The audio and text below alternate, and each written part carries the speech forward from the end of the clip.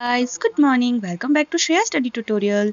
आज मैं आपके लिए यूटेट 2023 का जो पेपर 2 में सीडीपी आई है उसकी आंसर की लेकर आई हूँ। चलिए वीडियो स्टार्ट करते हैं। देखिए कुछ आंसर गलत भी हो सकते हैं, तो आप ओरिजिनल आंसर की आने पे मैच कर सकते हैं। जितना मैंने रिसर्च किया मैं उसके अकॉर्डिंग आपको बताती हूँ। ओके, फर्स्ट क्वेश्चन, निम्न में से कौन पोर्टफोलियो के अंग है? पोर्टफोलियो जो बनाते हैं ना, प्रोजेक्ट, सृजनात्मक लेखन कार्य, क्राफ्ट वर्क, सभी, तो सभी जो है answer number D is right. Blueprint एक त्रिआयामी चार्ट है जिसमें अधिभार दिया जाता है आकलन के उद्देश्यों को, विषय क्षेत्रों को, दीर्घ उत्तरीय प्रश्नों को, प्रश्नों के प्रकारों को। तो मेरे उससे ये 1 2 3 4 ए आंसर होना चाहिए, क्योंकि आपने देखा होगा ब्लूप्रिंट क्या होता है। कुछ भी काम को करने से पहले जब हम उसका एक मॉडल तैयार करते हैं, मान लो तुमने एक पेपर का मॉडल बनाना है, उसमें से तुम डिसाइड करोगे कि मैंने एक लॉन्ग क्वेश्चन देना, एक शॉर्ट देना, एक एमसीक्यू देना है, तो ये ब्लूप्रिंट है। डिस्कैलकुलिया एक प्रकार की अधिगम अक्षमता है जिसका संबंध है गणना करने की समस्या से। Option C is right. यदि एक बच्चा शिक्षक द्वारा दिए गए प्रश्न उत्तर याद करता है और स्पष्ट लिखता है, तब उसकी माँ उसे टॉफी देती है। यह दर्शाता है बाह्य रूप से अभिप्रेरित है, लोग काम को खुद नहीं कर रहा है, वो कह रहा है टॉफी मिलेगी उस लालच से कर। Option B is right.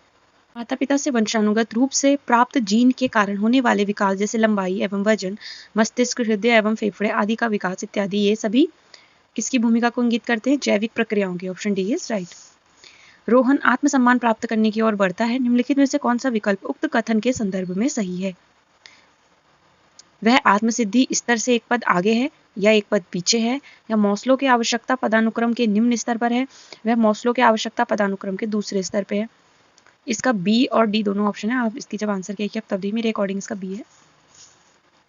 NEP 2020 किस प्रकार के प्रगति कार्ड की अनुशंसा करती है? 360 यानी ऑल ओवर डेवलपमेंट। प्रशस्त क्या है? विद्यालयों हेतु दिव्यांगताओं की आरंभिक सूची है। Option A is right. Harvard Gardner ने अवधारणा दी है किसकी? बहुबुद्धि, multiple intelligence. Option C is right. अभिक्षमता यानी एप्टीट्यूड है किसी कार्य को अच्छे से करने की विशिष्ट क्षमता है। Option A is right.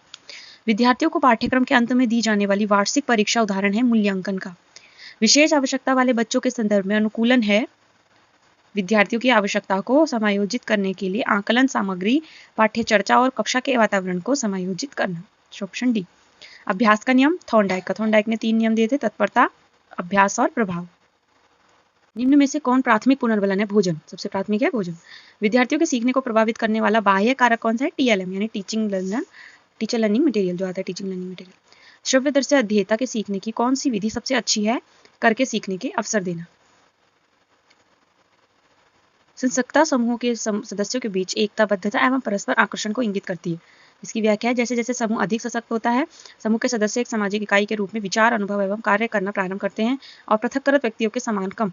तो कौन सा कथन सही है? दोनों ही कथन और व्याख्या दोनों ही सही है। चंद्रमा और सूर्य, इन दोनों दो शब्दों का प्रयोग करते हुए कविता बनाइए। ये किस प्रकार का प्रश्न है? विश्लेषण। ये वैसे सृजन आधारित होना चाहिए और ऑप्शन डी होना चाहिए इसका राइट। निम्न में से कौन संज्ञानात्मक पक्ष का एक उदाहरण है? अवधारणा की व्याख्या करना। Option D is right.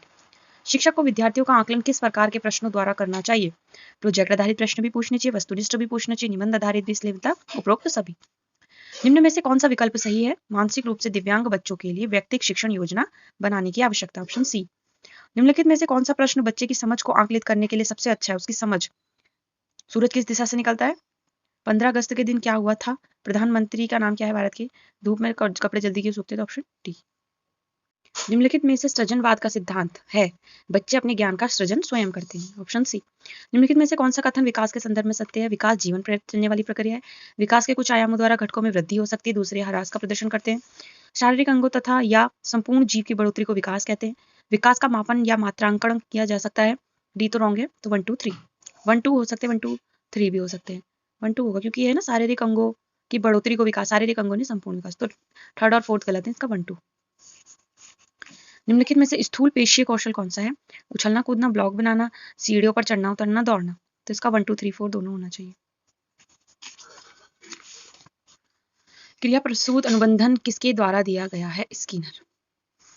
TAT क्या है? ये व्यक्ति परीक्षण, पर्सनैलिटी टेस्ट करते हैं इससे। निम्नलिखित में से बच्चों के सामाजिक विकास को प्रभावित करने वाले कारक कौन से? माता पिता और विद्यालय दोनों। सहयोग एवं प्रतिस्पर्धा को प्रभावित करने वाले कारक कौन से हैं? पुरस्कार संरचना, पारस्परिक संप्रेषण और पारस्परिक परिकता। तो 1 2 3। जेंडर क्या है?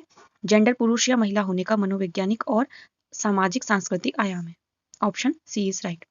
तो इसी के साथ पेपर 2 की CDP के आंसर की खत्म होती है। नेक्स्ट आंसर की लेने के लिए हमारे चैनल पे बने रहें। लाइक, सब्सक्राइब और शेयर करना ना भूलें। Thank you for watching.